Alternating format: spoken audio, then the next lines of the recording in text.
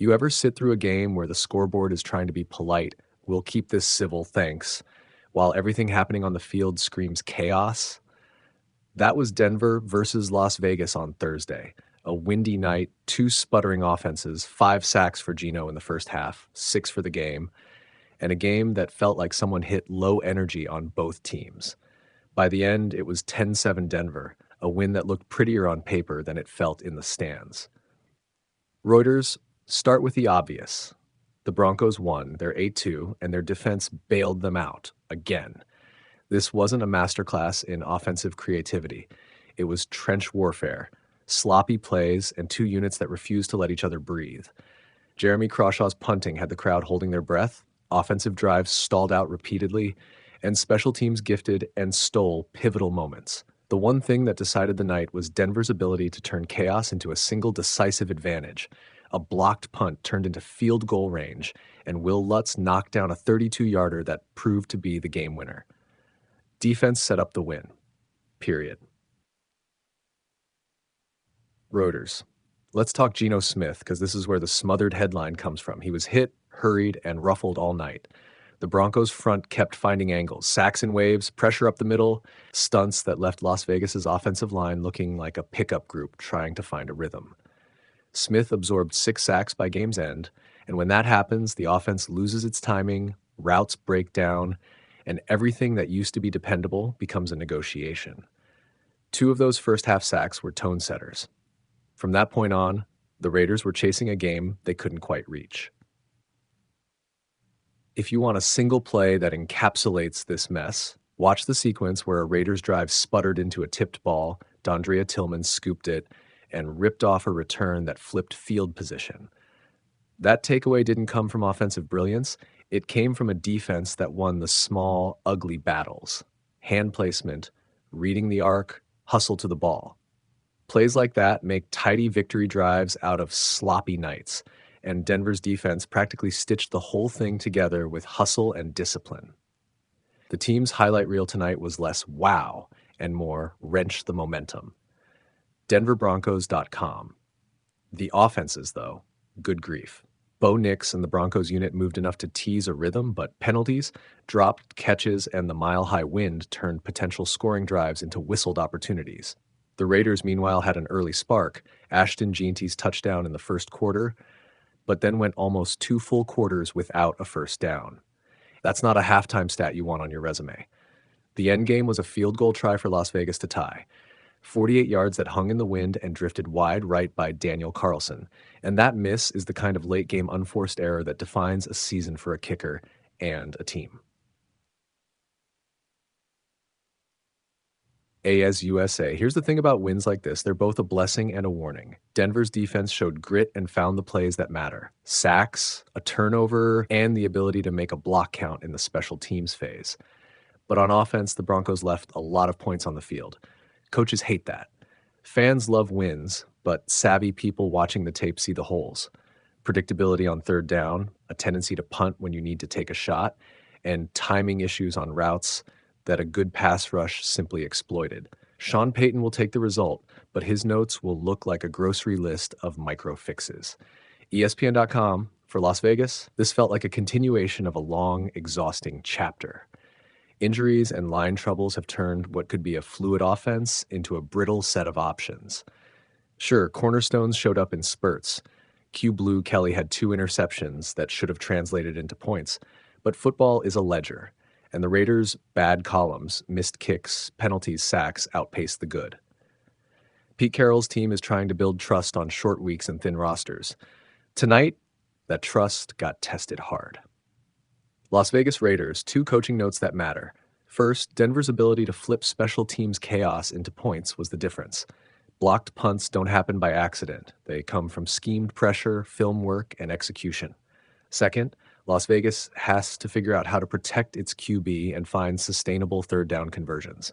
If the Raiders can't solve line play and timing, games will keep turning into the kind of low-scoring slog we saw on Thursday. And low-scoring slogs are a terrible place to be if your offense needs to outscore opponents. Reuters. Now for the human bits that add texture. Loud boos from a restless crowd. a kicker who will replay a missed field goal in his head for weeks, and a quarterback's limp near the fourth quarter that looked worse than it read on the stat sheet. Football is physical theater.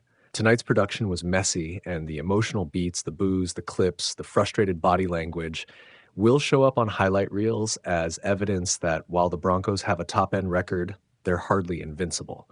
The Raiders will regroup, but the sting of this loss is sharp because the margin was tiny and the mistakes were avoidable. ESPN.com, if you're building a quick social edit, open on the wind, whipping the flags, cut to Geno getting knocked back and the O-line struggling, flash the Tillman interception in slow-mo, show the blocked punt that set up the Lutz field goal, then splice Carlson's miss with the Broncos sideline exhale. The story is simple. Defense carried the night, offense survived. That montage tells it all with no commentary needed. DenverBroncos.com, what should fans and fantasy managers take from this? For Broncos fans, savor the W, but don't pretend the offense found a new identity. The defense is elite and will keep Denver in games, but the offense needs to polish third down efficiency and fix special teams sloppiness. For Raiders fans, don't panic on the roster level, but do demand fixes on line play and kicking. Daniel Carlson's miss is a problem that factories mistakes. The team has to fix it sooner rather than later. Reuters' final image, a packed mile high, wind in the rafters, a crowd that booed and then left with a win because that's football. Messy, imperfect, but grudgingly victorious. The scoreboard says Broncos 10, Raiders 7. The film says Denver's defense is a championship ingredient. The offense isn't done being questioned.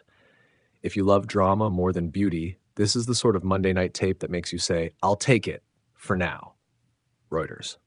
Want that turned into an 8-minute VO-ready script with exact pause points, B-roll cues, and on-screen stat graphics? I'll write it tight in American English, with punchy one-liners and editor-ready markers, so your producer can drop it straight into the timeline. What if I told you the loudest cheer in Denver on Thursday night was for a punt that barely left the turf? Picture that. A packed stadium, wind peeling at the banners, and the most dramatic moment, a half-hearted punt and a missed field goal.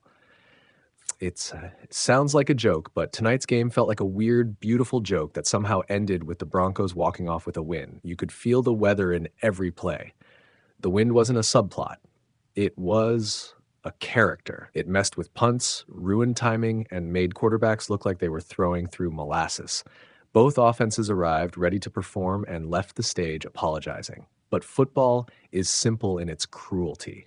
If you can stop the other team more than they stop you, the scoreboard eventually obliges. The Broncos did just enough. The Raiders did just enough poorly. The final line, 10-7, reads like a typo, but it was painfully real. Early on, it felt like a study in missed opportunities. Las Vegas scored first when Ashton Janty found the end zone, a short burst that put the visitors on the board and forced Denver to chase momentum. The Broncos answered with a Troy Franklin touchdown in the second quarter, but the game never got into a rhythm after that. The first half was a staccato of 3-and-outs, muffed punts, and sacks. By halftime, you weren't watching two professional teams so much as two weather-beaten crews trying to get the job done on a bad set. Geno Smith looked like he was fighting the elements and, at times, the turf. 5 sacks in the first half, 6 by the end of the night. Hits that weren't always highlight reel violent, but cumulative. Little punches that add up to a man who is less a precision instrument and more a human weather vane. You could see him limping late, a toughness that kept him in the game after a fourth quarter tackle, but his mobility was compromised and the offense suffered. And then there was the Broncos' trick play that read like someone trying to conjure fireworks in a fog. A backward lateral to Courtland Sutton, who, in the moment, tried to be a quarterback and found nothing but silence downfield. The play died in a sack. It wasn't clever. It was desperate theater. The kind of move you roll out of when normal football isn't doing the job. Wil Lutz's failed 59-yard attempt immediately afterward felt like the punchline. The crowd booed, the team shuffled, and the night kept trudging. What kept the Broncos alive wasn't artistry, it was defense. A unit that looked rusty at points this season came with teeth and held when it mattered. They turned near misses into turnovers and bad field position into breathing room.